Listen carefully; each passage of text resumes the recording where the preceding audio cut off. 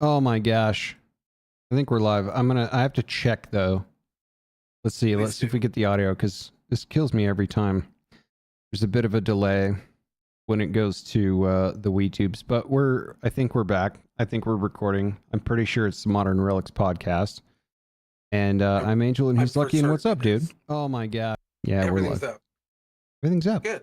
I'm glad we are live. Yeah. It has it always makes my heart skip a beat when we get started and I'm not sure if we're actually gonna broadcast. Yeah. But I mean, me too. It's like we lost one episode already. This is our 13th. It's technically our 14th show. There's Yeah. one just in the 8th or somewhere with no audio. Yeah. But happy holidays, man. We just had Same a to big you. Thanksgiving. Yeah. we Thanksgiving did. came and went like a thief in the night. I don't know if that's the right. Probably not the right Probably not the right analogy yeah, there. Yeah. But I know what ball you're kicking on that. Yeah. But dude, let's just start it out. Let's get there. That turkey. I smoked that turkey Good. for 13 hours. How was it? Talk to me. It was the best turkey I've ever had. It was so moist. Yeah. And dude, I kept a pan underneath it for the drippings. Mm-hmm. And every half an hour I was out there just basting it with those drippings. And then I had like this butter, garlic, and herb solution that I just pour on it too. And oh man, it was the best. We're still eating it. Like I still have I've made a soup. We made a whole bunch of other stuff with it. Did you just do it in like one of those aluminum pans, like one of the buy over the counter ones? Straight on the grill. They tell you not to do it in the pan. Okay. Put the pan underneath it for the drippings. Sure. But don't put it on the inside of a pan in the smoker itself. But we had a 24-pound bird, and we smoked it for 13 hours. Damn. So like it was a big boy, and we smoked that bitch, and it was good. We ended up eating a little later than we wanted to because I just couldn't get that turkey up to temp in time. But I ended up cranking up the heat a little bit in the smoker just to speed it up because I was like, it's mainly there, and I'm not going to dry it out in an hour. Right. Like, yeah. So let's just get this thing rolling. And so yeah, we've had our friends the Randalls came over, and that was great. And their kids, and then one of my artists, Frank, came over, and my mother-in-law popped by for a little bit, and my mom was here. But it was pretty low key. It was pretty mellow. There was tons of food, tons of dessert. Nice. And then some of Kate's friends, Sarah and the Scooby Gang. Yeah, I was going to say the neighborhood. Quorum. 3 or 4 of them came over and had dinner with. They had second dinner with us because they had dinner with their family. And remember when we could do that when we were young? Like, I'll have a 5th plate. I'm a growing boy. Now you're like, you go back for seconds, but they're a bit smaller, and then you're just like, ugh. I go back to seconds out of obligation. Yeah, exactly right. Because I have a desire to eat more, but an obligation to the people in the room and to just trying to make a dent in all the food that's there. I will suffer for this. So there's a couple of things I was thinking about this the other day that are like, life's little mysteries or pleasantries that like not everyone gets to experience. And when you try to share some shit that you're really into, it is a 50-50 chance that it's either going to take to whoever you're sharing it with, or it's like, yeah, it's cool, but it's not for me. The two things that I think everyone should experience is smoking food in a smoker and coffee. Like the way that you're able to create coffee in an espresso machine. Now, I know that these are items. You have blessed us with 2 items. I'm so stoked you're getting your mileage out of it because it's like, those are 2 things that are like, man, where was I without this stuff? Like all my life, it's like one of those revelations, Cook outside of the smoker now. I'm like just trying to figure out how to put everything in that thing. I was like, oh man, I got to cook on the stove or in the oven. And it's kind of almost like a chore to cook unless you're cooking on a smoker now. It's like bizarre. Yeah, I mean, the cleaning process is never fun with that stuff, but It I is just so did easy today. to like partially or mostly boil some potatoes and then throw your seasoning on them and chuck them in the smoker and let them go for hours before dinner. You Yeah. know, put a little oil on them so they don't get dried out and just kind of set it and forget it type of thing. But yeah, those are those two. Like upon reflection, I'm like, if I could give everyone in the world a chance to have an espresso and a smoked some kind of meat dinner. I mean, we did drumsticks, we did Paul came down recently and he made some drumsticks that are absolutely killer. And he's been a long time charcoal guy too. And he was just like, "This is fucking nuts, dude." And I was like, "Yes." So I'm glad it took, man. I'm glad you guys are getting your mileage out of it for sure. Without a doubt. Yeah. I got it, and I tried it again because I did clean it today. And I remember how we were talking last time about trying to get a little bit Yeah. more smoke out of it. Yeah. So I did put a little bit of aluminum foil over one of those three holes down there. And it's still I actually we had one extra pan of uncooked. It had been sitting in the fridge, uncooked stuffing. I was like, this is a good thing to test out on. I could do it Sure. in an hour, throw it in there. And I got an initial smoke roll going, and then it disappeared, and it just stayed hot, but did not really have a heavy smoke. Mhm. And it tastes great, and there's a light smoke flavor, but not the rich smoke flavor that I'm looking for. So I'm going to do some YouTube Yeah. university kind of research on it and kind of figure out how do I get more smoke out of my smoker. So that way, um, I just get what I'm looking for out Right. of it, Yeah. you know. I mean, it's gives a little bit of a smoke, but I'm not getting the smoke roll like when you were out here Yeah. and when for my first couple of times. And I don't know why it's burning too. I Yeah. don't know what it is, and so, but anyway, Yeah. how was yours? Mine. Like mine was normal, average, you know. But you went traveling. You traveled for the holidays. Yeah. How was your holiday? Yeah, I thought you were going to ask about how was your smoker. I was like, well, I have a bunch of different flutes. The traveling was good. I went to America's favorite destination, Denver, Colorado. It was colder than I wanted it to be. The first day I got there was absolutely gorgeous. It was like in the 70s, and then not a full 48 hours later, it was literally snowing. And I'm like, get me to the airport. I need palm trees. Quick, I have to go home. It was really, really good. One unexpected surprise for me, and this is how I know I'm getting old, is I could give 2 squirts of piss about going to museums. I have never liked museums. I like going to art galleries. Like Van Gogh came through the SAM when I was living in Seattle. I was like, this is amazing. I'm going to go check that out. There's things like that that I can appreciate. But just going to museums, I've never had, you know, and my dad's a big World War II, you know, I think all dads are, like piece of history where it's like, oh, I'm going to do this and that. I went to this house that was reclaimed by the city of Denver, and now it's a monument, and it's for Molly Brown, who did not die on the Titanic. The unsinkable Molly Brown. That's her.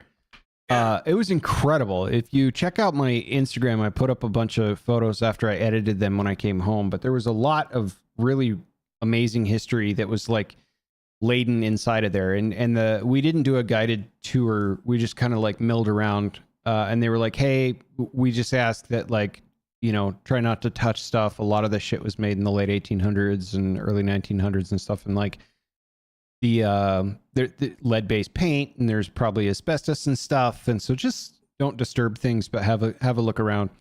And just the amount of cool cutting edge technology that was in that house, because they were filthy rich, because their husband struck gold or whatever, that I found absolutely amazing. The first clothes washing machine where you had to pump a foot pedal and it like actually spun 2 weights around a wash tub on the inside. That was cool. Yeah. They had an old Singer sewing machine that was the pedal rocker one, which my mom actually had when I was growing up. We always had one with like a flat top table. Yeah, we've got one in the house here. So cool. They had that. They had a couple pieces from the RMS Olympic, which was like the Titanic's sister ship. Once it retired, they got like the navigation system out of that, and it's like on display in the bottom part of the gift shop and stuff. But it was really cool. There's a lot of undisturbed stuff that they've just kept in perfect order there. And it was just really neat just to walk through history in in a half an hour or less or whatever. You've awakened something you didn't realize, and it is actually you reach a certain age Yeah. and museums become cool, and it's weird. Yeah, like there's a ticket for some Denver festival that was, December 12th, 1901, and it's like the admission ticket is literally this big, and it's, there's the way it was printed and stuff. I was like, oh, this is really cool. So I took a million photographs. I put the ones I like the most up on the Instagram. But yeah. Yeah, she was known as, because of the gold rush that her husband struck gold, they were known as new money. They weren't old money. And she was very much looked down upon by all of the kind of the elite. The elite, yeah. Yeah. And she didn't care, man. She was just like, I don't care. She kicked open doors and spent money like crazy. And she did a lot of really cool shit. She ran for Senate. She was like behind the women's suffrage thing a lot. She was rallying troops. She was all over the Johnson, dude. She did everything that one could do with that's who Kathy Bates played in the movie. Yeah, an unlimited amount of money. And I think what was kind of fascinating is they actually cast that perfectly well based on the photographs of her. Oh yeah. I was like, God damn. they James Cameron nailed that one. Yeah. But Nobody else could have played her like that though. But, I left that with a profound sense of I'm old. I was like, I hate this stuff. And it actually was kind of cool. So dude, every time we go to Boise, Aaron stays at the Capitol, and I take the kids to either the Penitentiary Museum, which is super cool. We've gone twice. Not a good place to abandon your kids, or is it? No, there's plenty of places to sleep. But there's but they have a military museum, like this old guy, who collected firearms and weapons his entire life, going all the way back into the Roman era, all the way into Vietnam. Wow. And he ended up dying, and he had no relatives, so he donated it to the prison. And there's this, and apparently it's only a fraction of what he had, but there's this massive, beautifully curated, going through the timelines all the way through, winding through this whole museum of all of this different type of military gear and weaponry. Seems like a weird place to keep military weaponry over the ages at a prison. Well, it's obviously the prison hasn't been a prison since '73. So, but it's like, but it is showing the inmates place, right? This is what you could use as a tool for freedom. You can have this, right? Yeah. But yeah, it was fast. That was an incredibly fascinating tour. We did it twice, and then we also did like the Idaho State Museum, which was really cool. Yeah. Didn't know so many things I didn't know, and I was just like, "What? That happened? No way!" People ask me a lot about Idaho is just known for being the potato state. Like, nay, it's actually the gem state, if I'm not mistaken, because that's where most of the raw gems are still dug out. We're the most resource rich state in actually.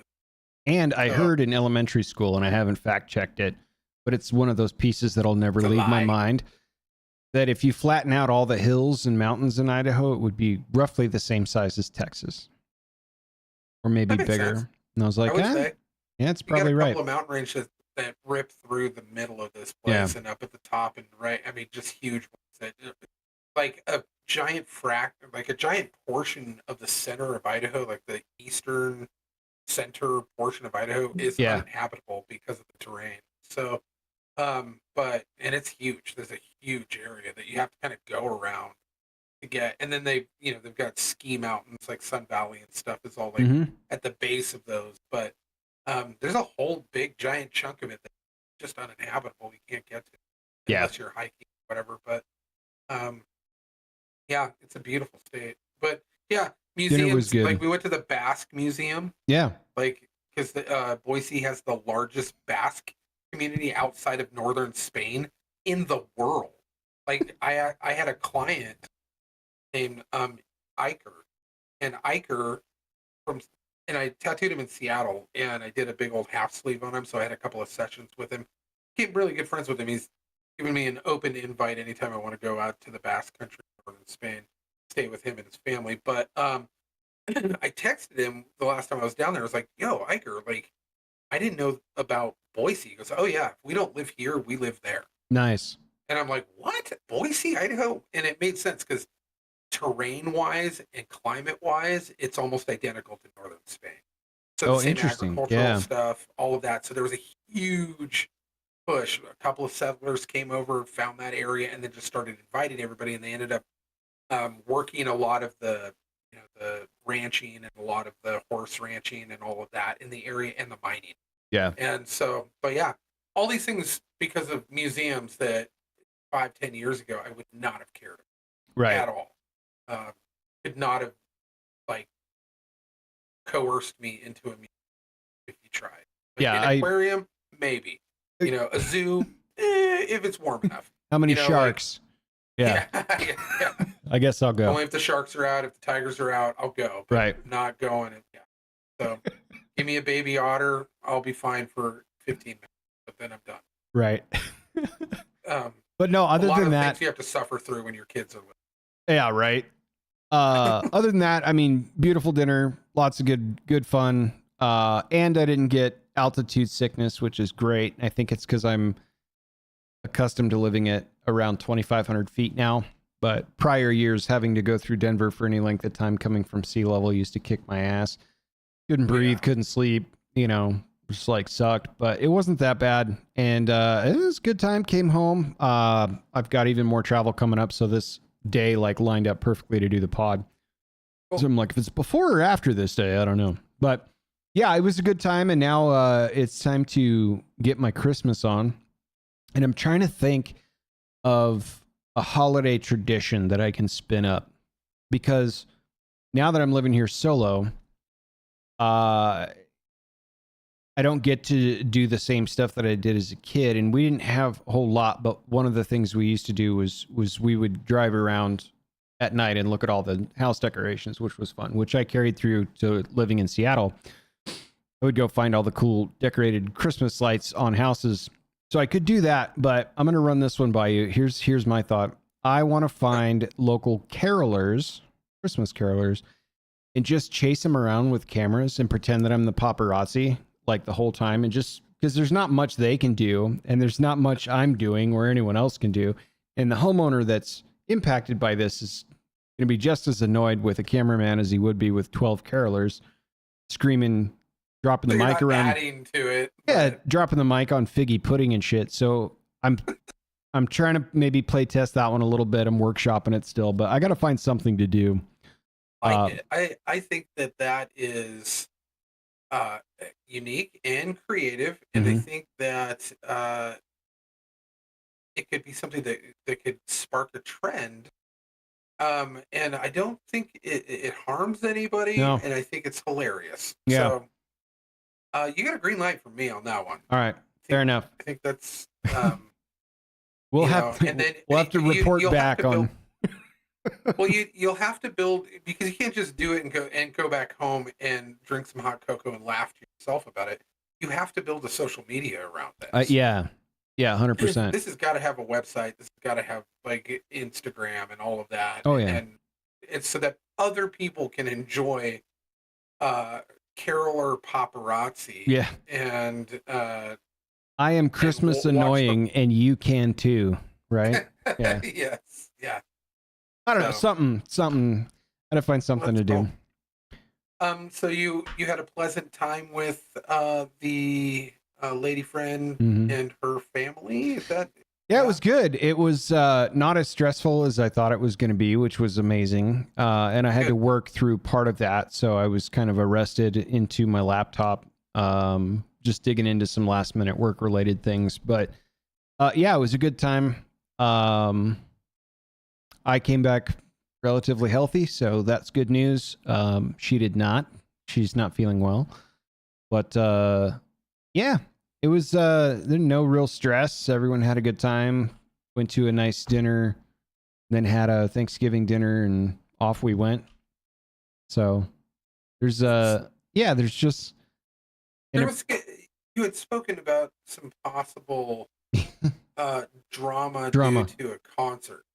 Yeah, so the the lady friend's mom's birthday was the night that we were all there, and that was the same night that her brother had tickets to Mariah Carey's Christmas concert, and so it was like, well, you're not going to abandon mom on her birthday, are you? Hell yes, I am. So there was some Mariah Carey differences of opinion on whether Mariah Carey should remain the queen of the holidays or not, but it didn't really matter all that much. Everyone was so damn tired from the flights and the Fair enough. Crazy holiday travel business. One thing that I did find really cool,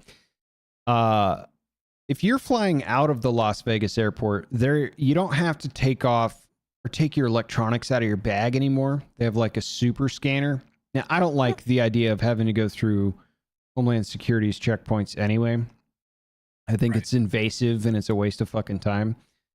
But constitutionally, maybe. Like, if you're that worried, I'm cool with the drug dog giving me the old sniff down while I'm seated somewhere. But anyway, so you don't have to take your stuff out because they just scan it now with like the super X-ray machine. But other airports are like, well, I don't know where you flew out of, but I need you naked right now. And I want everything you've ever thought of to be pulled out of this bag and put on the table.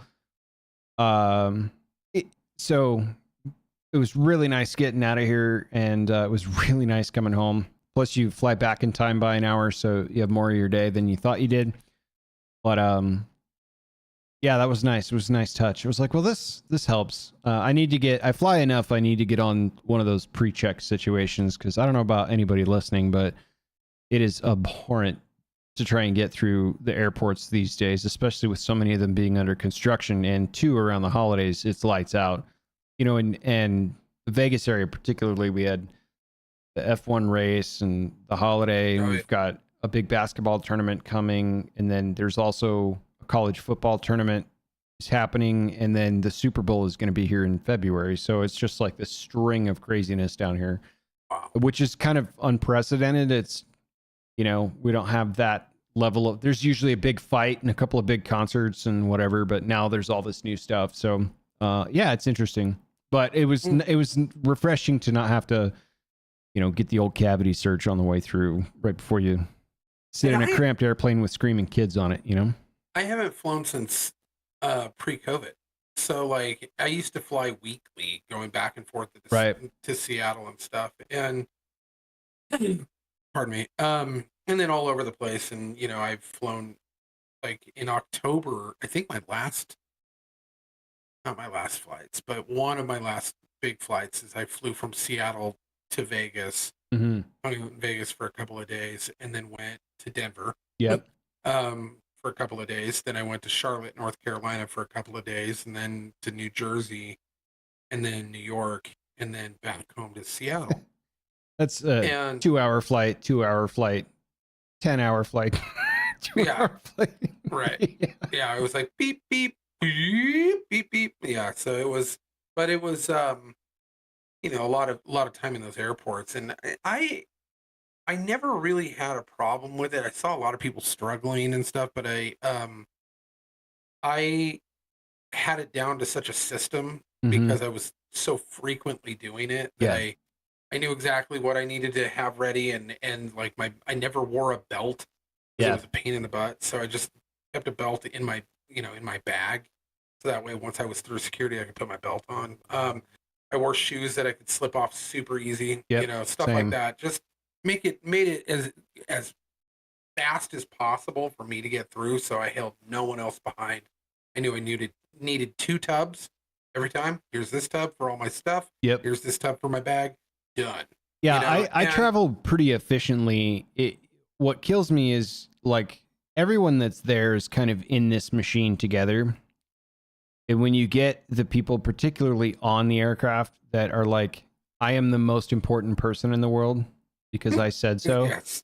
Right. It's kind of those eye roll moments where it's like, bro, I mean, even on the flight I'm referencing just now, like the captain tells everyone, including the flight attendants, to take their seats because we're about to take off.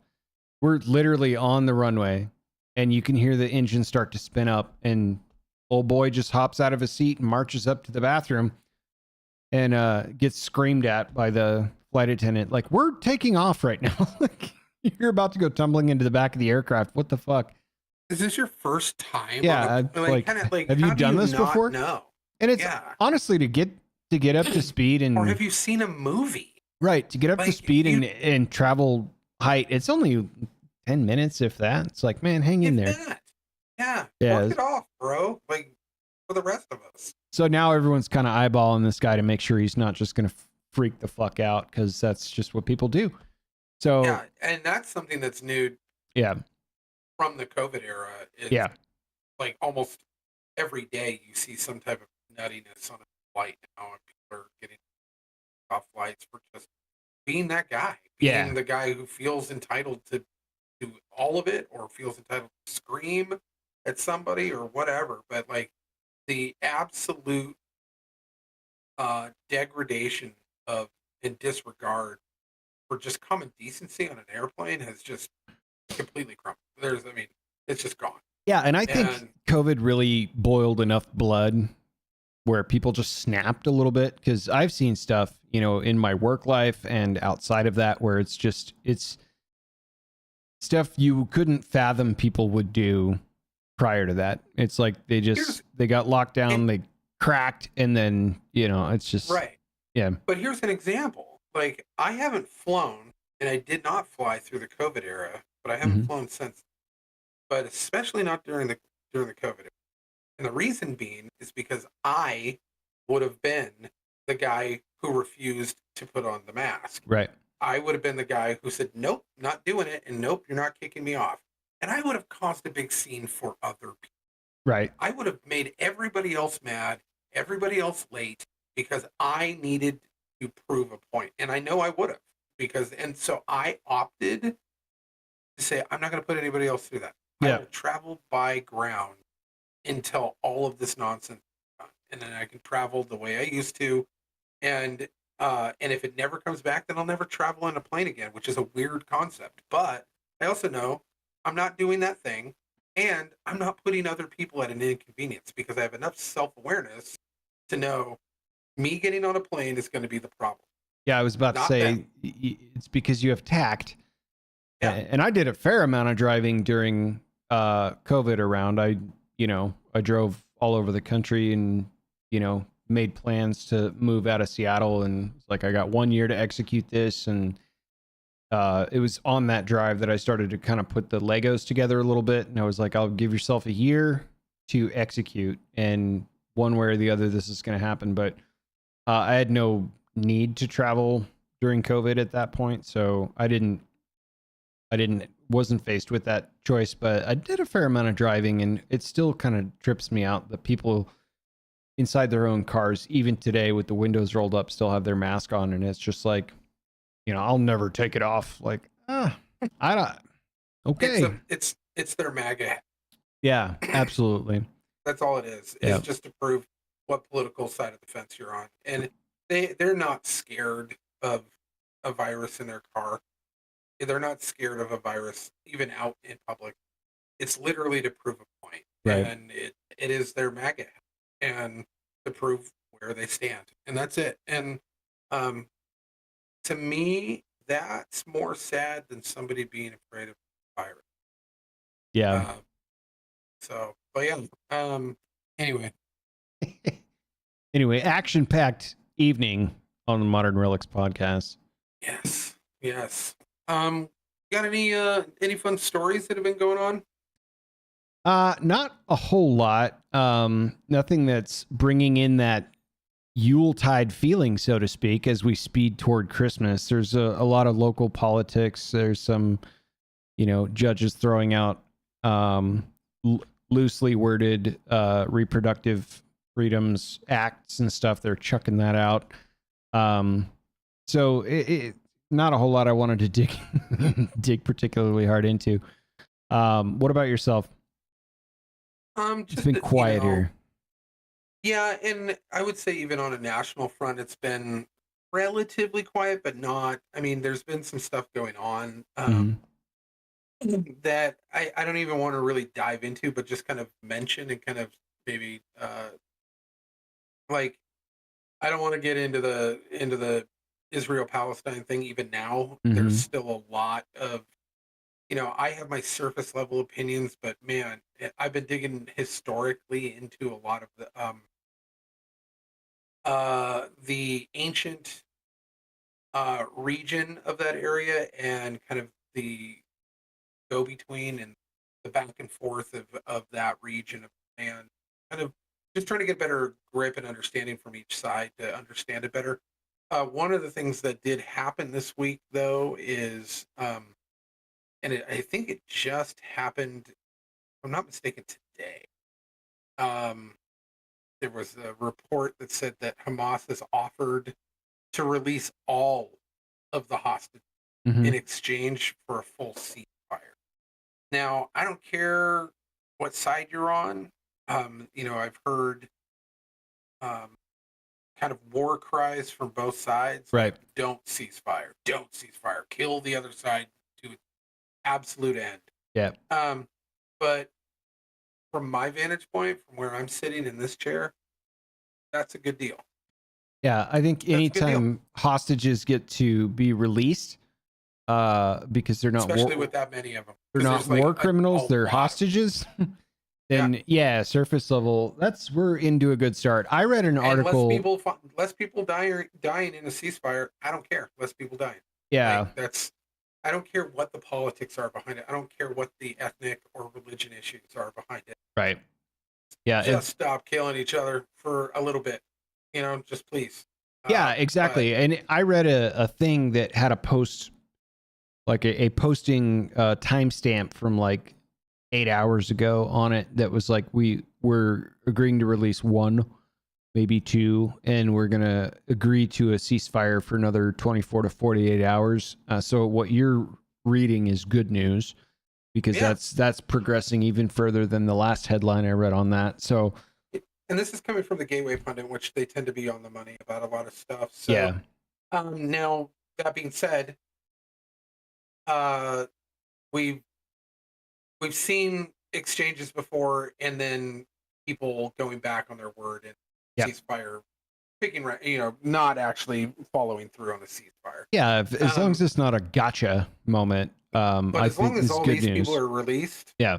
I'm totally okay. Like ceasefire, that's the deal. And if not, then at least all the people are released, and now we know who the bad guy is for sure. Correct. Because if they're taking this deal, Israel's taking this deal, then they and getting all their people free and doing a ceasefire, and then they start getting attacked.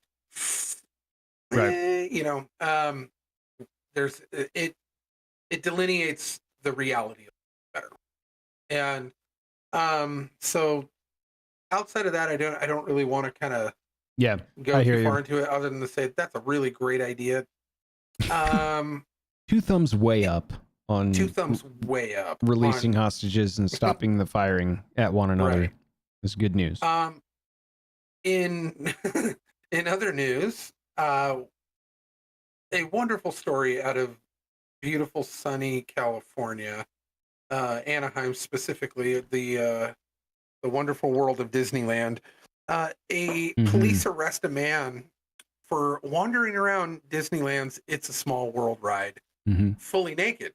And there's some pretty fun video of a man who obviously, and I don't think he's fully naked. It says that in the report, but like either they digitally put some shorts on this dude or I'm missing part of the video where he takes them off, but he's got like boxer briefs on, but nothing else. And he's like this probably mid-20s dude who's just wandering around and in It's a Small World, like playing around, like touching the heads of the dolls that they're as they're moving around and stuff, Yeah. and like looking for doors. He's sitting in the fake water stuff, and he's obviously on some type of uh, chemical substance that has Okay. Yeah. Sure. put him in this position. I'm He gonna must have rode confess one of those something. buses in Seattle and got meth off the Right? Yeah, he's out of the he rode ambience. a Yeah. fentanyl bus Yeah. down from Seattle to Disneyland. Um, but I'm gonna confess something on this. I when I was 22, me and my friend Will, Big Will, you know Will, I do. and our friend Andy, we decided to go down there for the 4th of July. Sure. And what we didn't realize at the time, because it was relatively new way back then, downtown Disney served beer at like the ESPN sports bar. Love we where drank this is going. a lot of it. And we went on Pirates of the Caribbean and we got eye patches, Yeah. hats, and swords. And we were swashbuckling throughout the entire park, knocking over trash cans, scaring couples, because then we would like go after the girl. And Will is a literal giant.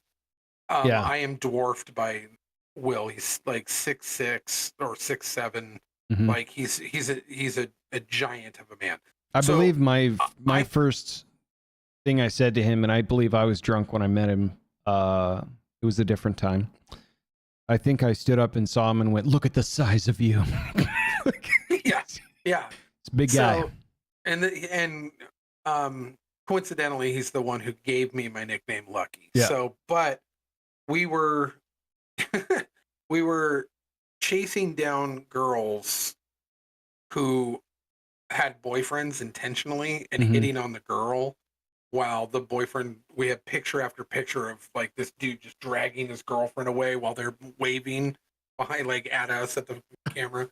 And so we Like were the just OG obnoxious. meme, but you're looking back, or she's looking back at you guys. Yeah, that's yeah, amazing. Absolutely.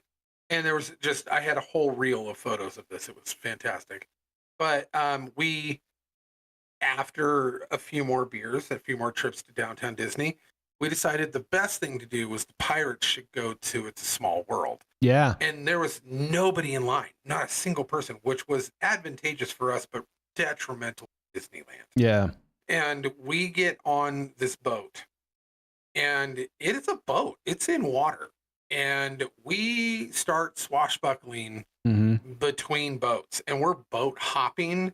And the guys on the cameras, I mean, thinking back on it, they had to have been just going, "This is insane," but there hasn't been anybody on this ride in 4 hours, possibly days. So, yeah. So we're just going to let this one slide while we finally get some entertainment out of this. But yeah, we came out soaking wet because we were just in the water hopping around. So right, sword fighting. This is sword great. fighting, yeah. Boat to boat, and we get off the ride and nothing. Like we didn't get kicked out of Disneyland. Yeah. I don't know how, but this gentleman did. He got kicked out. Well, there clearly was not enough because swashbuckle going on his side of the camp for more swashbuckle Yep. and more clothes. Yeah. That was the problem. You had And- too little clothes and too little swashbuckle. and you need an eye patch or you're the fuck out of here. Get him out. Right. That's exactly right. So, yeah, he was a 26-year-old dude. Mhm. Doesn't really say much about it. Yeah, he shocked guests essentially. Oh, I have a follow-up for you too. This Okay. just struck me. Do you remember there was a gal on a recent flight that flipped out because Oh, yeah. she said that she thought there was like a skinwalker or an alien? That Buddha Yeah. isn't real. That lady. Yes. So like I saw this ad roll pop up, I think on YouTube or something, where it's like so and so speaks out for the first time. And it has like all these cut scenes of like you know the way I felt in the moment and blah blah blah, and then it goes back to like her getting escorted out by all the security and the real story from her mouth, speaks for the first time ever. It's behind a paywall. I was like, okay, so it's probably horse shit, whatever, whatever she Well, thought I it saw was. her do some.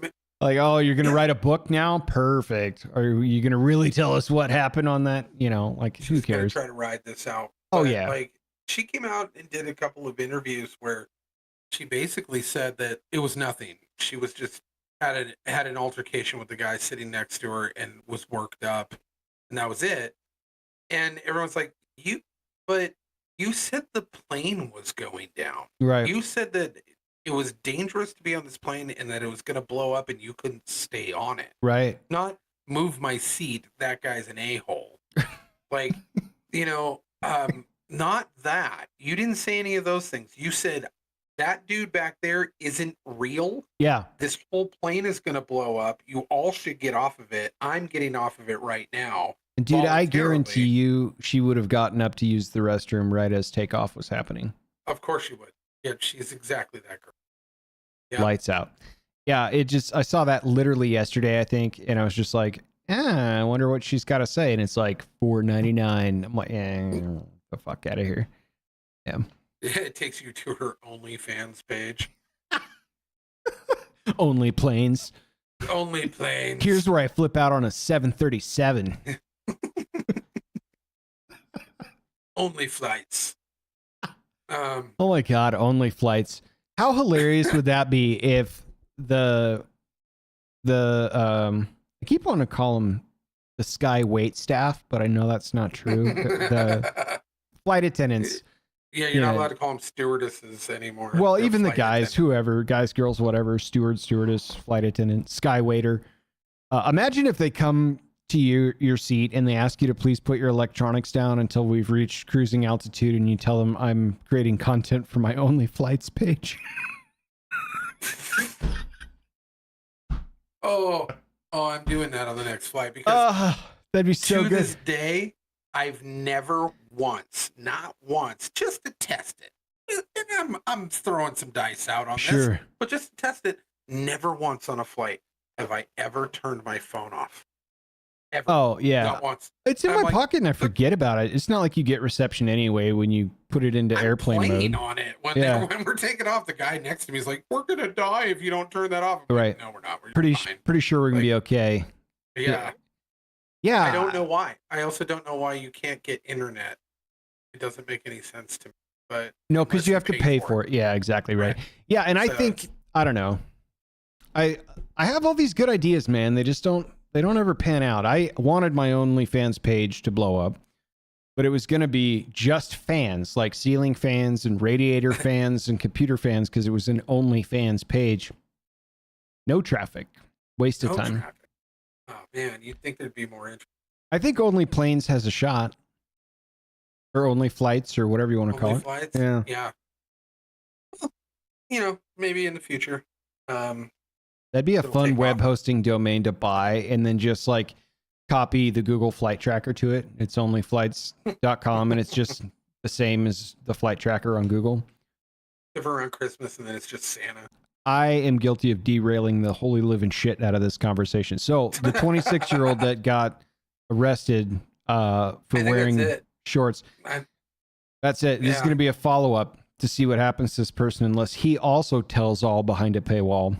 I think that that would be a podcast with Only Flights Lady, which is now her new name, and yeah, and then the Disneyland, the Small World Streaker. Mm-hmm. I think we should get those two together. Let's see. Yeah, let's see if we can do a complete feature here first on the Modern Relics podcast. My last pod, we did a whole returning episodic, like he was the perfect Bond villain, but Carlos Ghosn, the old CEO from Nissan that was ousted, then house arrest, then smuggled himself out of his own house inside of a box, like with music equipment, and there was like former special forces guys helping him out and all this stuff, and then he goes out to, I can't remember the country he's from, where there's no extradition, so he could hide as a fugitive to tell his story about it. He was the perfect Bond villain, and we kind of went through what would Carlos Ghosn do in this situation. So I think maybe the Only Flights lady, when to flip out on stuff, might be a good segment, because there's plenty of those situations too. Almost had a woke logic for this week, but it's under development, so I rest. Okay. Okay. Do tell. You had another topic. Switching gears, but not necessarily. It's actually going to be in Georgia. Have you heard about this debate that's going to happen? I have. Where Sean Hannity basically, Fox News in human form, Mm-hmm. um, is going to moderate a kind of really pointless debate between running for, currently running for president, Governor Ron DeSantis, Mm-hmm. and the governor, but not running because he missed the deadline. So what's the point? Right. Gavin Newsom. Gavin Newsom is slick back pure evil.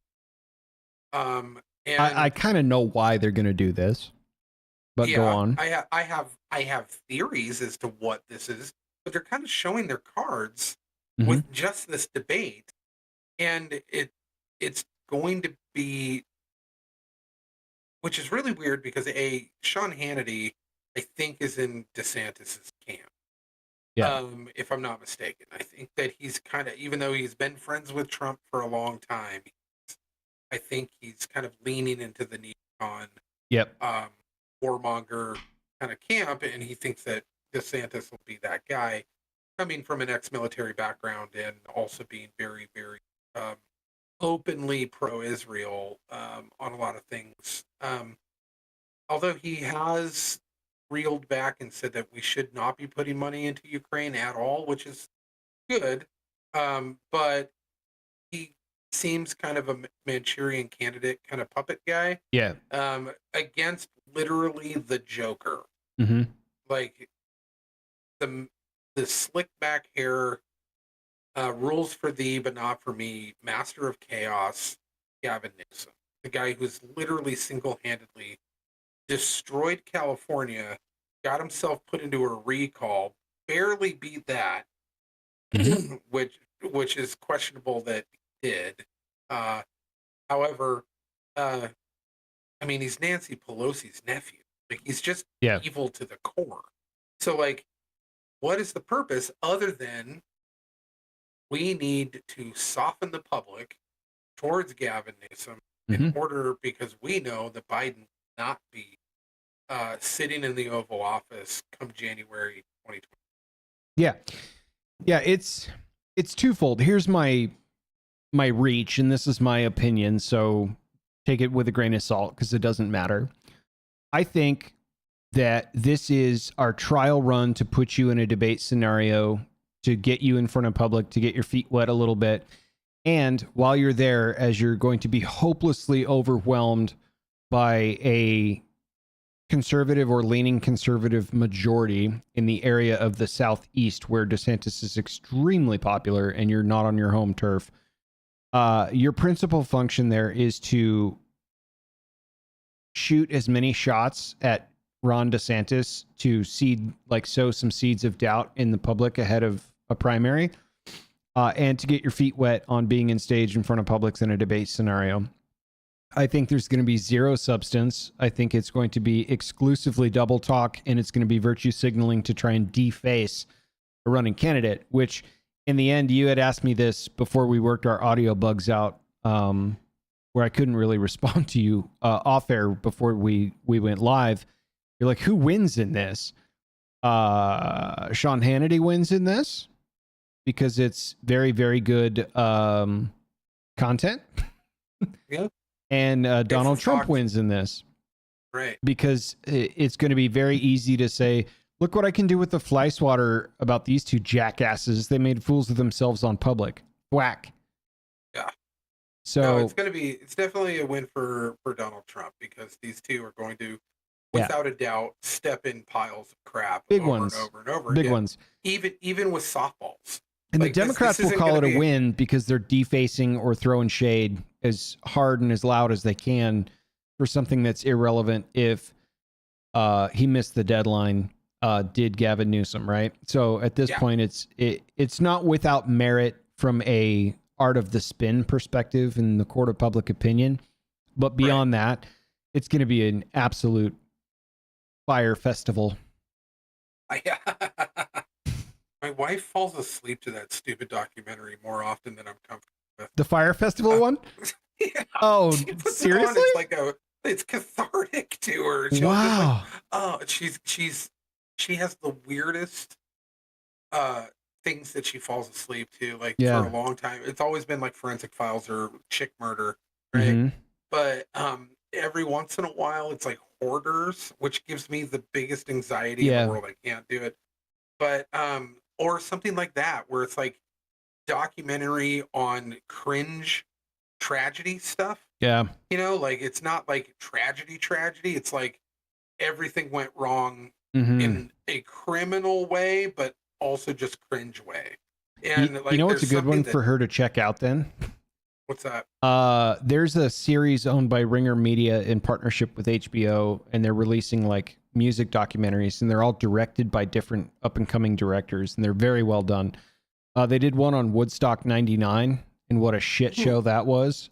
And it's on, I think it's released via HBO Max at the moment, but it's called, I think it's called Woodstock '99, and then there's a tagline to it, but it's HBO and Ringer Films, and Ringer Media is Bill Simmons' company. And I listen to a lot of Bill Simmons because I'm a big sports guy. But it's really, really, really interesting because they get like artists that were there in 1999 to talk about what they saw in real time when they did that show in New York or whatever. It's like Limp Bizkit's on there and a bunch of like weird names you haven't heard of since the late 90s. Right. But it's a fascinating look at tragedy in real time. So I think she would get a kick out of that shit too.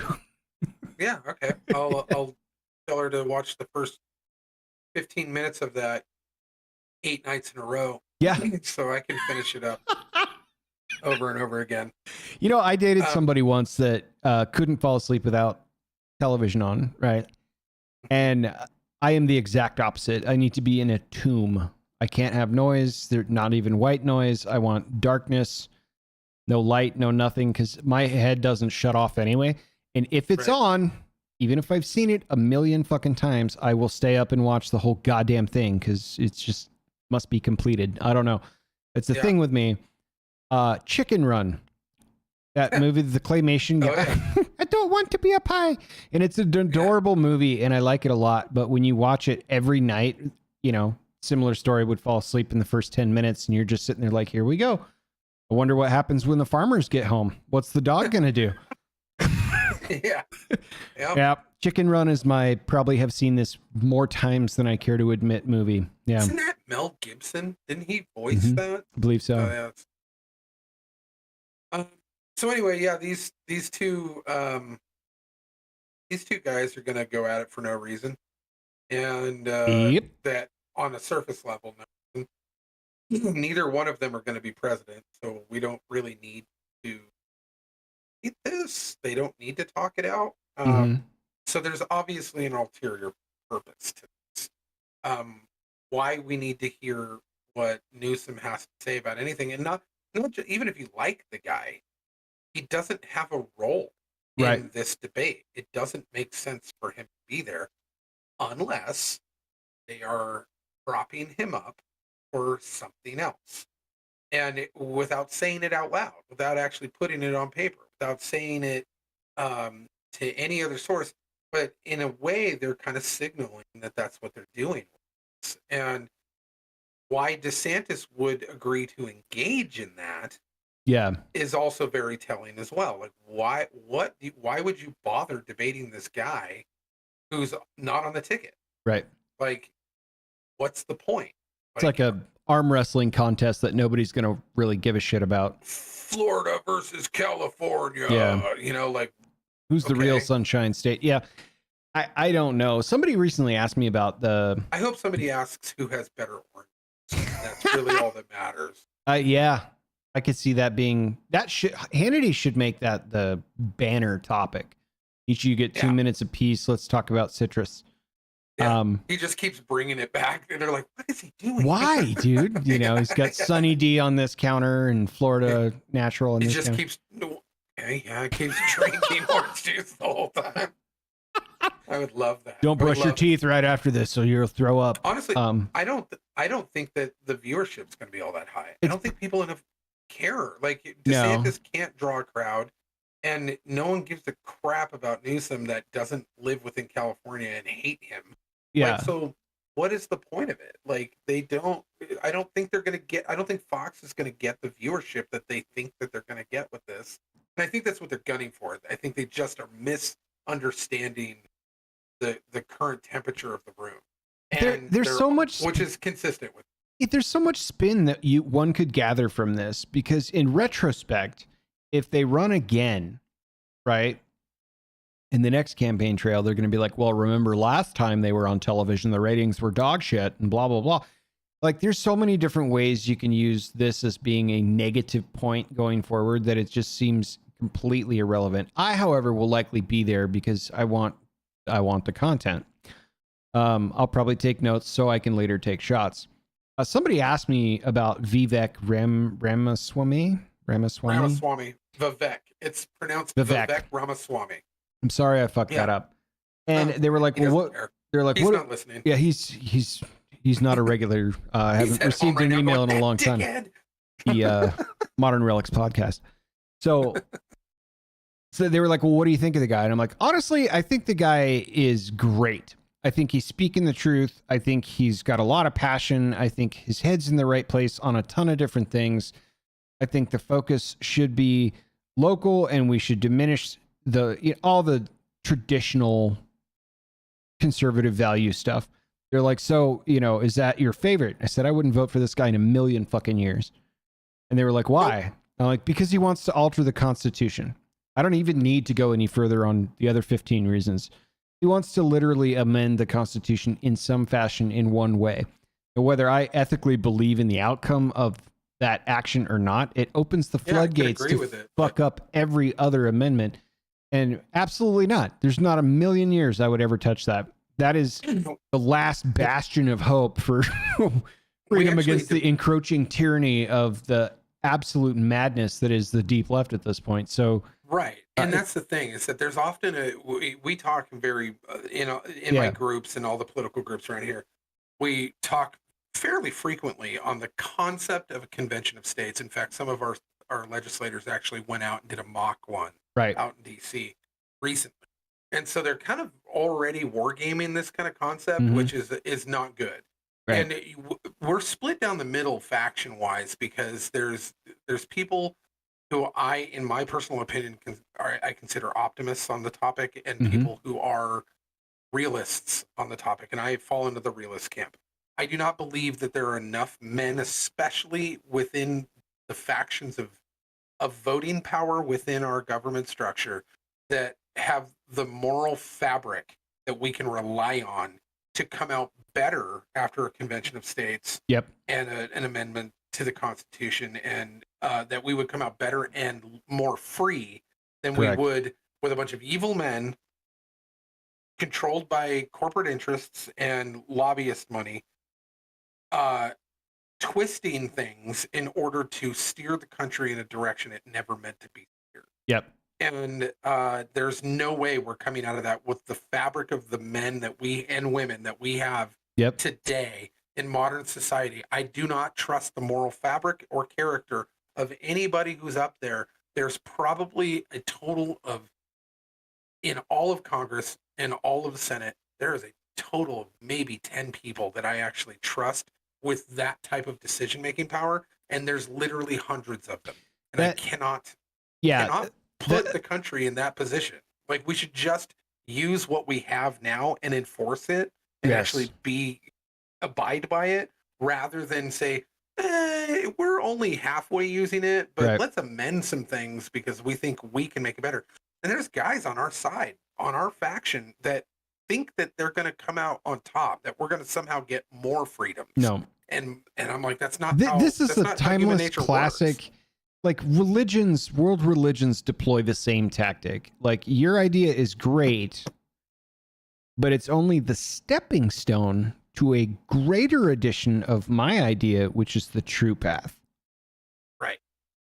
Wait, what? It's like the Taoists and the Buddhists eating one another philosophically for who has the deepest path to enlightenment. And this happens over and over and over again.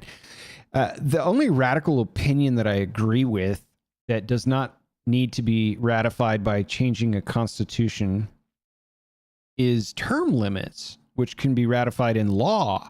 And I'm a huge fan of that. Like, Yeah, man. If you're term in a, limits can be you're in a, ratified in law, yeah, state to state, but correct. it cannot be done federally without a convention of states, which is exactly the tool that they try to use to say, if we do a convention of states, we can do term limits. I'm glad you pointed that out, because that can be done without a convention of states. I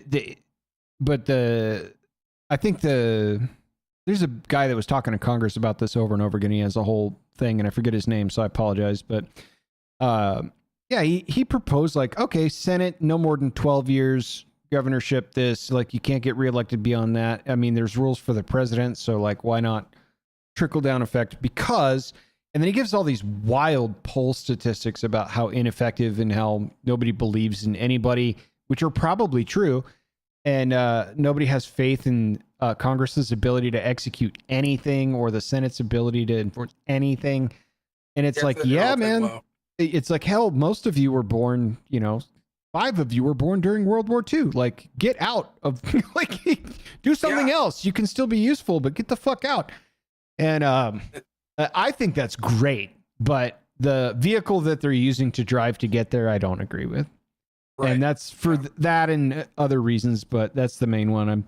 I like Vivek, but Vivek, and there's lots about him that I like. 100%. Yeah. But I think that he is intentionally, like, he's purposefully saying the things that he knows a particular base wants to hear.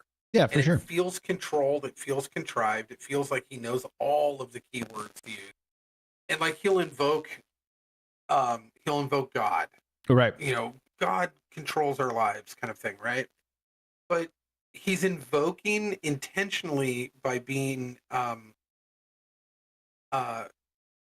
evasive with the language, where he's saying he's invoking a Christian God when he doesn't believe in a Christian God. He's Hindu.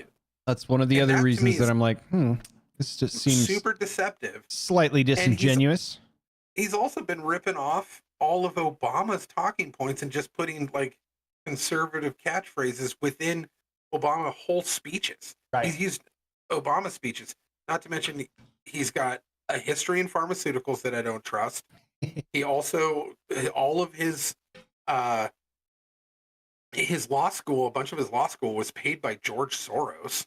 Like, he took. That's the other reason. That's one of the other reasons that I was like, he's a wolf in sheep's clothing, and like, he says all the right things, and I will ride this wagon in order, because he's not talking down on Trump. He's actually lifting Trump up, and he's ripping apart CNN anchors left and right, and it's just fun. It's fantastic. I was like, just fun. We'll use you for now, right? But no way are you touching the Oval Office. And I think he has to know that. Oh yeah. So yeah, he does. But yeah, that's interesting. It's a topic of conversation that's even splitting some of your friends apart as far as. Oh yeah. Yeah. Huh.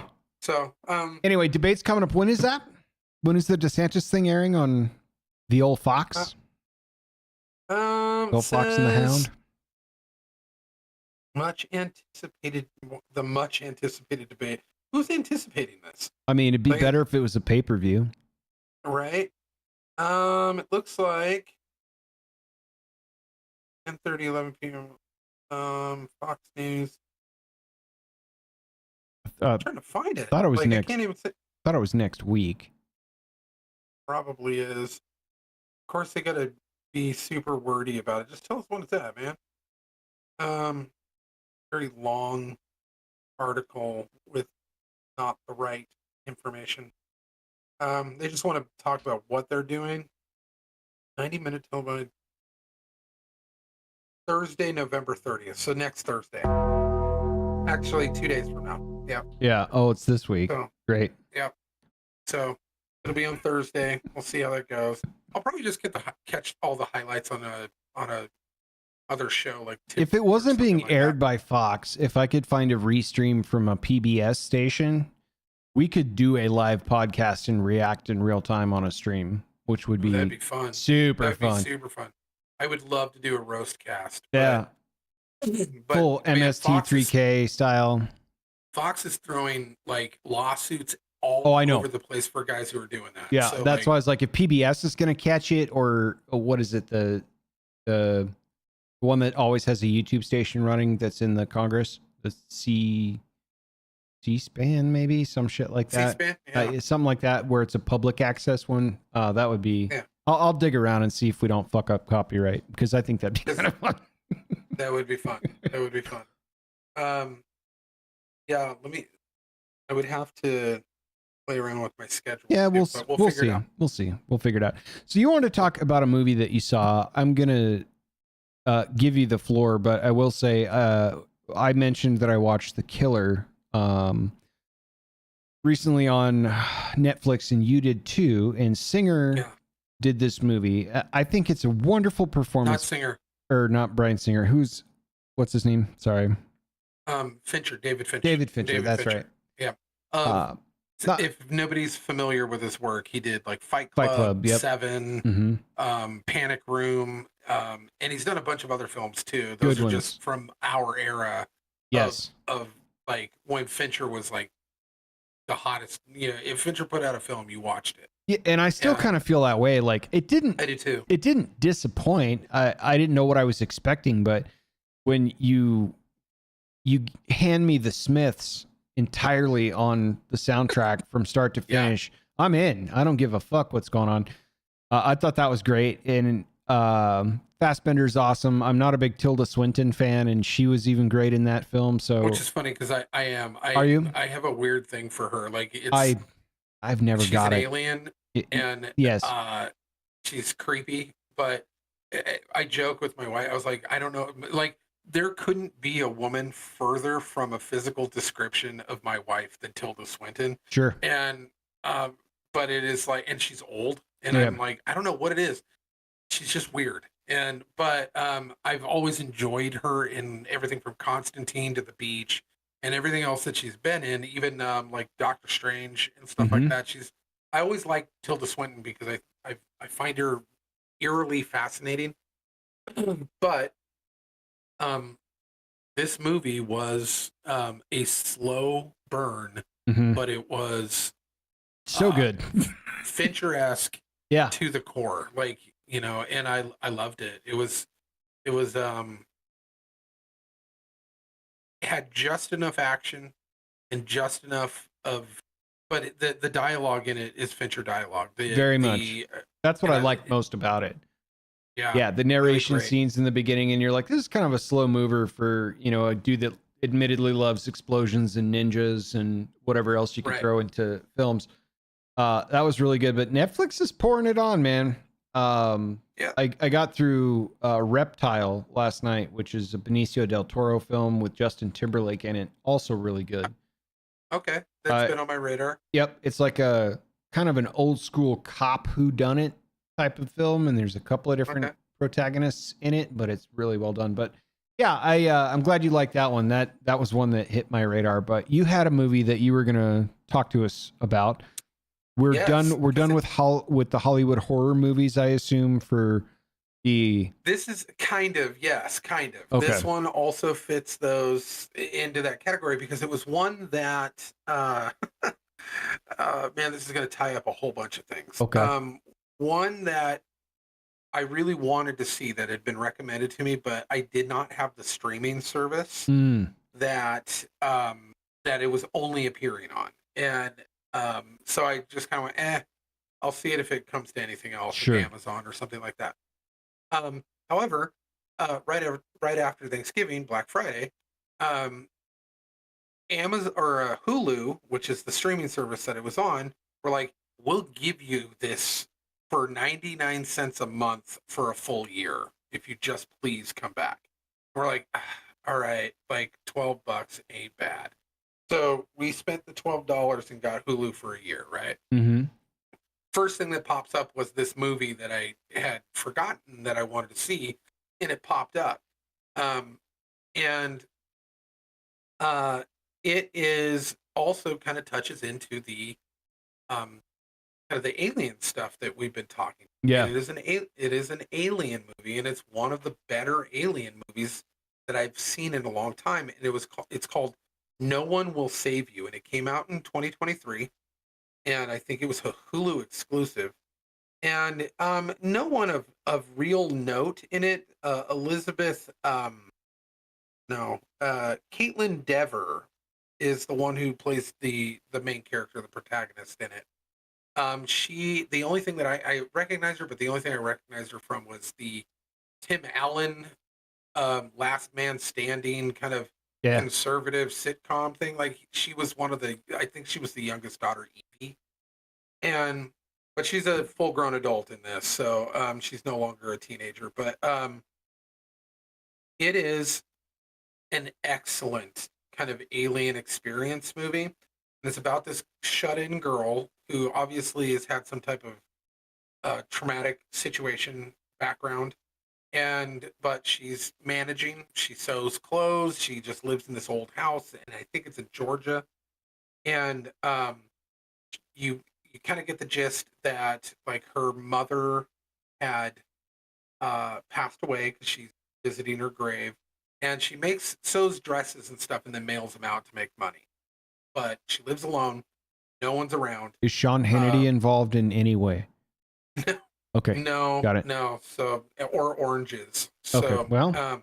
but Georgia. Okay, I gotcha. saw the connection. So Yeah. but she one night starts, or throughout a day she starts seeing like weird things, like a yellow circle in her grass, and she's spraying it down. And like, where did this come from? Why is there a circle? And then there's a few odd things, but nothing really triggering. And then that night, like she gets woken up to something walking around on her porch. And so she doesn't have any weapons or anything, but she's terrified and living alone in this big, like 3-story creeper house.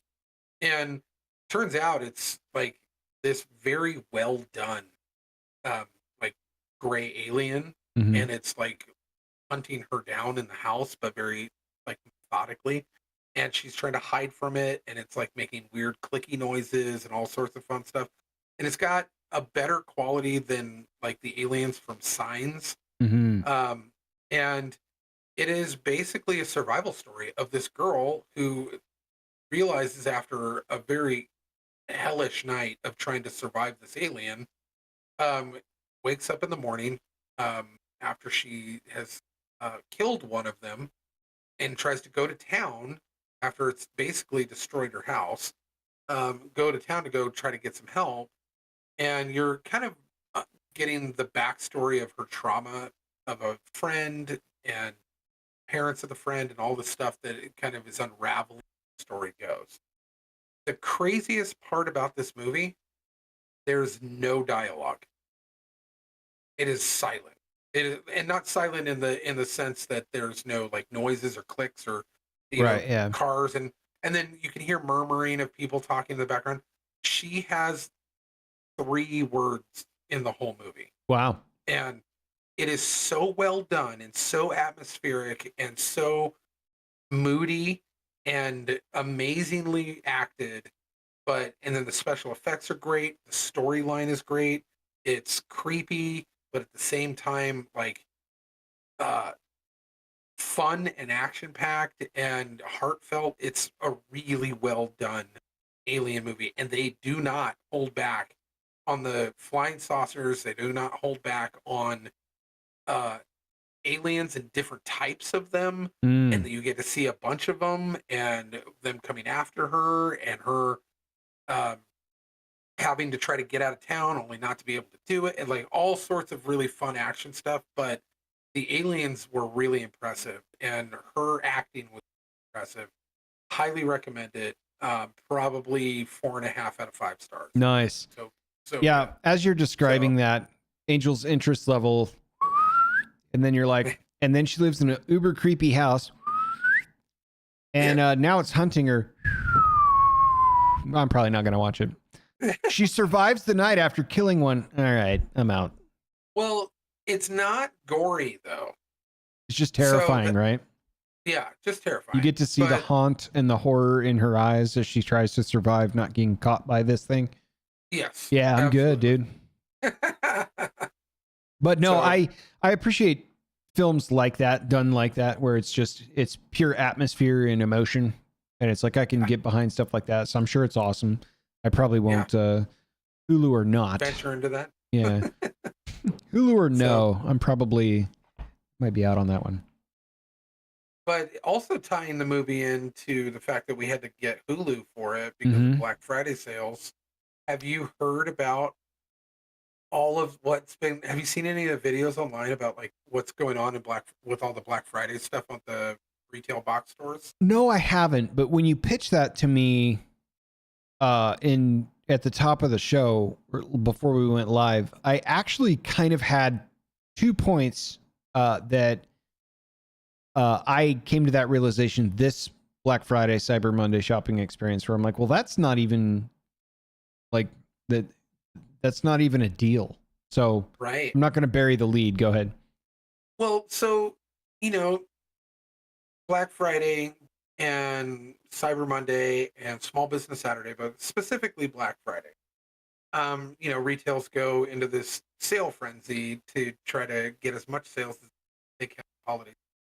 Yep, they got to And this is close the year obviously out by putting their books in the black because most are operating near or in the red, and so that's why it's called Black Friday. and so they normally do these massive sales with big giant discounts, and people beat each other up to get items, balls, whatever they Right, get. the Tickle Me Elmo Um, saga. Right. I've never participated because I don't like people enough to even bother saving money. But so, and I'm not getting up early, and I'm not standing in the cold. I'm not doing any of that. But I Right. find it amusing that it is probably very apparent due to Biden's economy that even all of these major box stores have not actually seen uh, the projected sales that they anticipated Mm-hmm. because of a downturned economy and nobody's spending money and nobody Yeah, can you're afford spending anything. part of your holiday budget filling up the tank so you can go outdoor busting on Black Friday. Like, Right, but I'm saying yeah. this is going on since Oh, for yeah, a yeah. year now. Yeah. So they thought, well, we can't cancel Black Friday, but what we can do is pretend that we've put everything on sale. Mm-hmm. And so there's video after video coming out of Best Buy and Walmart, Target, and all of these major box retailers where people are going through with their cameras looking at these big sale. And then they pull the sale card away for the original price. Original price is exactly the same. Yep. Exactly the same over and over and over again. I've seen video after video of countrywide of this going on. And then like it blossomed into online sales, Black Mm-hmm. Friday online sales, where people are like, oh look, these headphones that are $40, they're on sale for 15. And then they go through the search history, which you can do of the sales of that product through that company, and it's all been $15 The whole the time. entire time. Yeah. Yeah. So they upped it to make it look like that there was a sale going on. And it's literally across the board. There's like mashed together clips of all of these people doing it over and over and over and over again. And it is hilarious that is what's going on right now. And Yeah, and when there's stuff that I want and just haven't gotten around to getting, which is rare because I'm not a big thirst for the newest, latest, greatest stuff. I'm like, if I need one, I'll buy the best of whatever it is, and then I usually hang on to it for a decade. And I just treat it really well. And it's like, oh, that looks brand new. Like, well, yeah, I try and take care of it. But if I know what it is and I'm researching it, I'll kind of know the price history because I research the living shit out of stuff and I look at a million different retailers and things like that. Those were my two experiences, was looking at stuff where I'm like, this is not even, and if you consider 5% off, it's like, that's not even the full tax that you would pay on the MSRP or manufacturer suggested retail price for it. This is not a deal at all. Like, but the big banner logos and Black Friday sale and marked all the way off at 5%. It's kind of a joke. So yeah, I saw that twice in stuff I was looking at and I was just like, ugh, that's bad. But if you're pulling back the sale card and it's the original price the whole time, I think there's laws against that in some states. Are there not? I think that there are too. And I think that two things are going to be coming out of it. One, there's probably going to be lawsuit. Sure. And probably regionally and state to state, there's probably going to be lawsuits that kind of correspond with that. But then also, um, you're going to see that once the dust settles after this holiday season, a whole bunch of businesses, and I'm thinking a reduction in a huge reduction in box stores, such Mhm. as Best Buy and a couple of the other ones that were already kind of hanging on for dear life. Yeah. But then, even the bigger retailers like Walmart and Target are going to start seeing we're going to start seeing like huge reduction in their their business models, Their and they're going to business have to model start pulling back. doesn't work anyway. I went into a Walmart recently to get supplies ahead of traveling, and I needed, because there's one not far from me, and I was like, I'll go in there. I'm going to get like a travel size shampoo bottle. You know what I mean? Like the small under 100 milliliter, whatever fluids that you need, mouthwash, stuff like that. And I was shocked at how inconvenient the convenience store is now, because everything's locked up behind glass, right? And they've inserted all these kiosks all over the store. So they're like, well, I can unlock this for you, but you have to pay for it here. Okay, did that. Go to the next area. I'm still shopping for stuff. Oh, you have to pay for that here. Now I have 2 bags. Okay. You know what? Third time, just put it in here. And then I'm walking out, and then security does the Costco thing where they read the receipt and they have to check through all your stuff or whatever. And I'm just like, yeah, I mean, if you're that worried about Wow. loss prevention as it is now, I mean, then it's going to incentivize criminals to steal from me because I'm carrying a paid for piece of merchandise that they could then manufacture a receipt to you for. So Right. at the end of So is this, this I the guess answer to the yeah, like you're, the San Francisco? yeah, like your answer to loss prevention is at the end of that line, me knocking some motherfucker out for trying to rob me inside your store. I mean, is it loss prevention or health risk? You pick it at some point. He kind of chuckled, and I Right. was like, I'm not kidding, man. Like, this is how Yeah. Amazon wins. No offense, but deuces. Yeah. And then I went home and I was just like, fuck, dude. So yeah, if that's going to be the going trend, box stores were already on the way down for that and other reasons, but it was a nightmare trying to shop just to get travel supplies. I mean, literally I wanted to go in and out. I was there for probably 30 minutes longer than I needed to be. Just to get somebody to come over and unlock a razor blade and then make me pay for it there, and on and on and on at each little section I went to. So Yeah, we haven't that's how it quite goes now. gotten that to that level yet in my neck of the woods as far as like them locking everything up. Yeah. Now, metropolitan areas, obviously, such as Seattle, and I would even imagine Spokane, Portland, all the way down California, and then Yeah. probably even into the Vegas regions, and probably all over the East Coast. Any major city of I think when they make 100,000 or more. when they make those You're gonna find changes, they're probably district wide. So it's probably Nevada, Southern California, Southern Utah. Like Right. I assume that's it, because I mean it's pretty To be sleepy where I'm fair- at. So To be fair, uh, it's a little different atmosphere in North Idaho where I'm at, where true. Yeah. half the people in the store are armed, Openly carrying. Yeah. openly carrying. Right, So yeah. like it is a different animal altogether when you're not sure who's armed and who isn't, and there's a good chance that they are. And so shoplifting tends to be one of our, actually, funny enough, it is barely even a blip on who's sitting in our jails right now, if at all. Mhm. We actually just went through the entire jail list of who's here, and the number one of our full Nevada, or sorry, wrong county, Kootenai County Jail, the number, like, big chunk of who's overfilling our jails right now is drugs and fentanyl. Sure. Fentanyl is being piped through I-90 here, and so we get a lot of those, and so there's a lot of people sitting in that jail for fentanyl. Surprisingly, the number 2 amount, and this was wild. Erin did all the checking and statistics herself. She went through the whole list of who's sitting in the jail right now. Number 2, incidences with minors. Wow.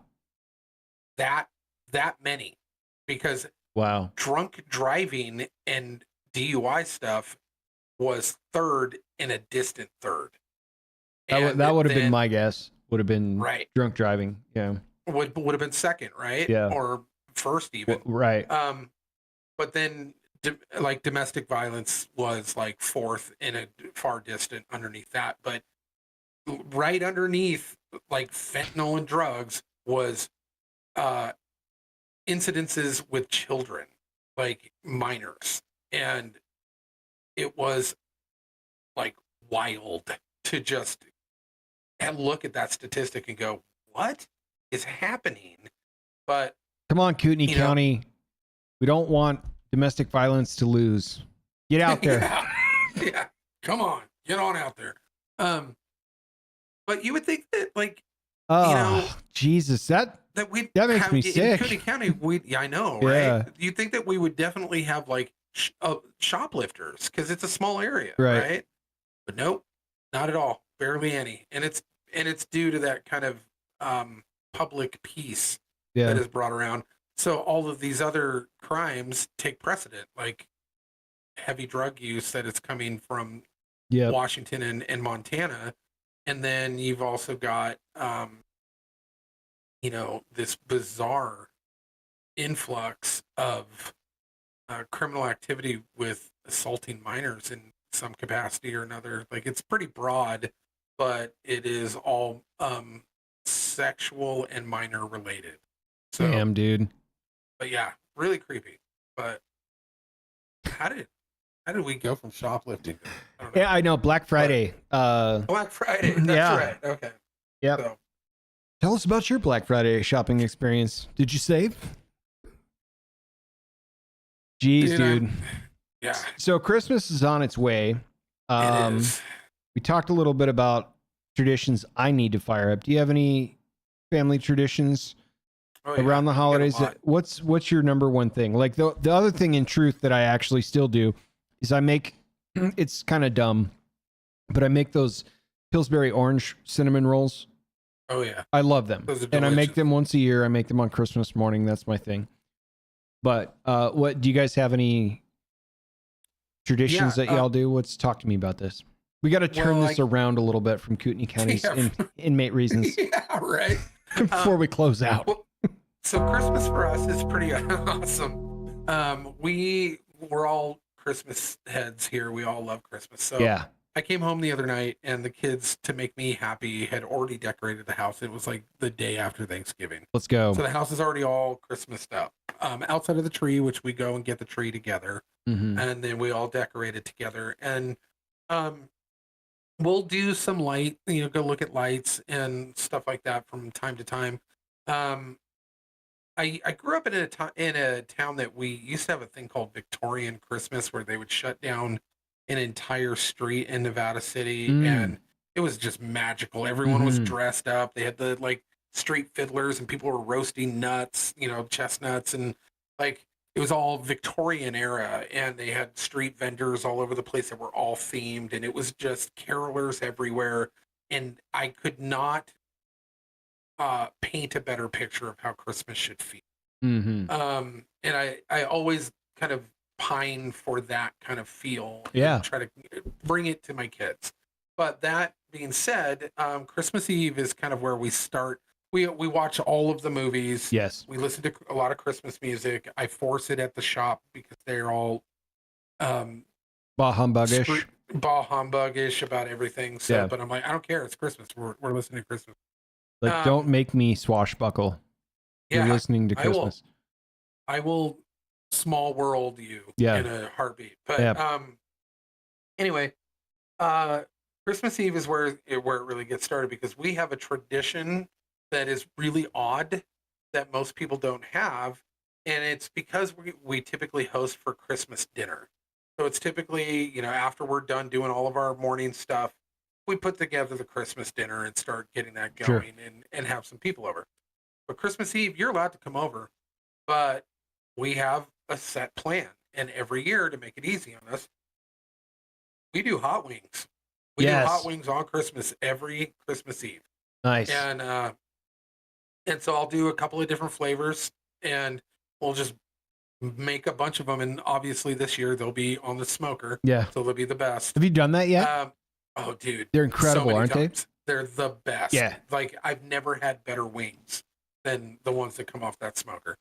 So I'm really looking forward to Christmas Eve this year for exactly that. But and then we let the kids open up their one present, which is shared, which we have done since they were very little.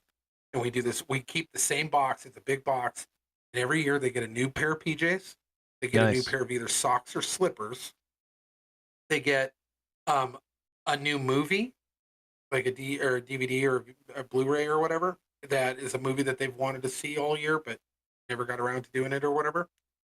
They get a packet of popcorn each, and then they get a packet of hot cocoa each, and that's their Christmas Eve. Nice. And so that way they've always had something to open up, and then we watch a movie as we all hang out, drinking hot cocoa and eating popcorn, and then I read a book that I got the night before Christmas. Even now, doesn't matter how old they get. Every year since they were little, I've read The Night Before Christmas to them, which is a book that they got from a friend's mom, like one of our friends, like the girl too. It was actually Camber's mom gave it to us. A name I haven't heard in a decade. Right. But her mom, and by the way, her mom passed away. I don't know if you know that. I didn't know that. Yeah. I mean, I am so out of touch with no Facebook. Like it melted away. Yeah. Her mom died, I think, 2 or 3 years ago, and it was kind of a sudden thing, if that makes sense. But she gave us this book and wrote in it to him, and I've read it every year. Nice. Every year. And then the kids go to bed, and we get up, we start a fire, we put on Christmas music, we get our coffee, and then we let them tear open the stockings. Nice. While our dogs shred paper around them, and then we go to one person gets picked every year to be the Santa, and then they get to pass out everything, and then we do dinner, typically with family. But you're chock full of holiday tradition, man. Yeah, I am. That's incredible. And we do it every year. I love this holiday, and I always have. But I mean, I've got even little traditions, like the kids each get an orange in each one of their stockings, stuff like that, like old traditions that my parents passed on to me, and it kind of integrated with Erin's her few traditions. She doesn't come from a real like sentimental family, sure, hyper traditional family, but her stocking had a potato in it. Yeah. No. Here's a wrench. Don't bite on it. But yeah, it's something that we really love to do. I want to put a potato in the wife's stocking for no reason. It's really, you can peel it, you can bake it, and here you go. Whatever you want. It's your world. It's your potato. Oh, that's awesome. But yeah. If she watches this later, I apologize in advance. I'm not going to send you a potato. She loves potatoes, so I guess she'd be happy either way. But yeah, we just really, really embrace the holiday spirit. Oh, there's another thing that we've started doing. And it's crazy. It's so much fun. And we do it every year now. The Speedway down here in Post Falls, like on State Line. Yeah. So every year now, one of the local churches and the Raceway get together, and a couple of different sponsors, and they literally build an entire mini Bethlehem. And it's got vendors, and you can build there's a blacksmith there that makes stuff. The kids get to blacksmith, and that's cool. They make you actually buy like mites, which are like little coins instead of so you can't spend real money. You have to buy like a little baggie of these, like, and there's Roman soldiers wandering around in character. Will they rob you? They're trying to tax you. Yeah, they all go. Oh, dude. It's hilarious.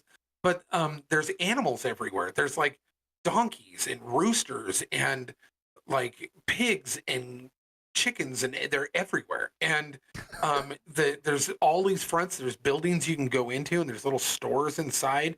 They've got axe throwing for whatever reason. Sure. And then but then they do a full like broadcasted, like they've got this whole speaker system and lighting system. Yeah. And they do the full story of Mary coming in on the donkey, and have actors that do it, and they do the whole like wise men coming down and the whole birth of Christ. Oh man. And it is dope. Like they do a really good job with this. I would love to see it. I don't think I would do well if I was accosted by Roman soldiers. I'd be like, they're high school kids. I'm gonna knock the frankincense and myrrh out of your pockets, dude. You can get out of here. Yeah. Yeah. No, that sounds rad. And this is done at the drag strip at the State Line Motor Speedway. Nice. Yeah, the circular speedway. They take up one half of it, and it's the length of it. Oh, that's rad. And so, and it's crazy. It's so cool. And it's weird. Like the construction of the buildings have hangovers. There's hay everywhere. It looks like Bethlehem, and they've got like sound going on in the background and like lights and stuff. And oh, dude, it's so cool. Like they do a really good job. Everyone's all. What's funny is one of the animals that keeps coming back every year is a blind rooster, and he can't see, but he's just the sweetest little rooster that lets everyone just kind of pet him. But there's probably like, I don't know, 5 donkeys, a whole bunch of goats and sheep, a whole bunch of like 20 chickens, like a couple of cows, like baby cows, are just roaming around, and it's wild. They've done such a good job of putting this together. It's so cool. And so we do that every year too. We'll take other families with us, and we'll all go as a group, and nice. The kids will buy like I have an amazing knife that was made out of a railroad tie. Oh yeah, I got from there. Yeah. So That's incredible. that came from that. So, but all sorts of really cool stuff that you can get there and buy there. Beeswax candles that someone makes on site, and then you can get like hot cocoa while you're there, which it's pretty cool. It's so much fun, and it's something that the kids really enjoy and that we really enjoy, and it's something that really celebrates the true spirit of Christmas. And I really value that instead of Santa and commercialization, even though I enjoy that portion. Right. The idea that we get to actually participate in a yearly event that actually really celebrates what it's truly about is important to me and my family. So I really love it. That's great. Yeah, I want to hop on a call for like 5 minutes Christmas morning with the family as well, and do the aloha from the dirty South, as it were, in the Badlands where I live. Just to wish everyone a Merry Christmas and stuff would be cool, because I am actually going to be here at home, God willing, for Christmas this year, which is going to be great. Last year, all the travel stuff was a nightmare. None of the planes flew. People were on the plane at 2 a.m. Oh, the pilot's coming from LA, and then they're going to switch planes. You'll be the last one out. You made it.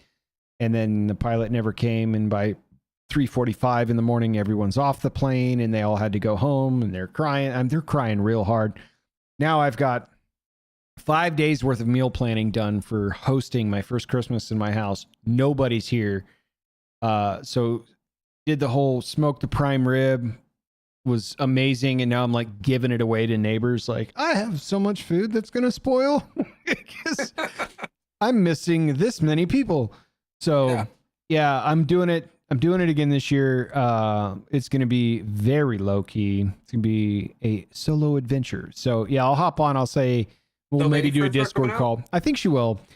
But that's it. And, you know, and you've been bugging Dad to come out. Right? I got to start with him in June and be like, hey, start sowing the seeds. Like, well, what about Christmas? You can, you know, I'll just get you a ticket. You can go, yeah, bring them too. And, oh shit, you know, I forgot we got this and that. And so it never happens. But I know for a fact it's easier for one person to go to where people are at.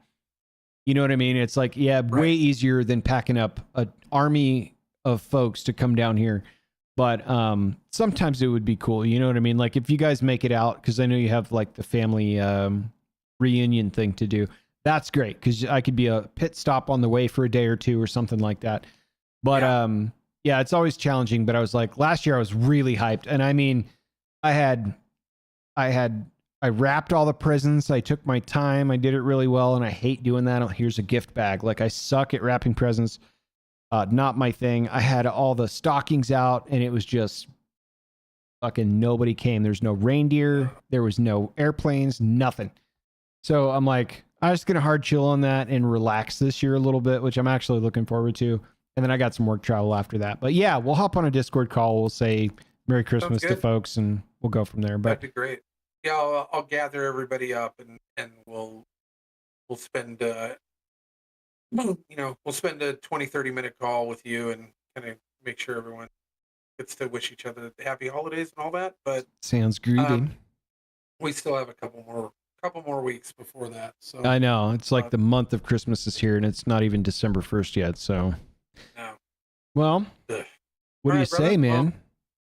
Well, I'm solid. Solid. I think we touched on a great many important issues tonight, and I think that we covered them all and fixed the world's problems That's yet again, week to week. It's, you know what, and internet radio superstardom starts right here. And so I'm glad to be on the upswing, early investment, as it were. Yep. Reach out to us at Modern Relics Podcast at gmail.com. You could check us out there on Spotify or wherever you get your podcasts. And we're also live streaming on YouTube for those of you that are not watching already. Come on by and check us out. We're usually here Tuesday evenings, about 5-ish Pacific time. Until we see you again, have a good night.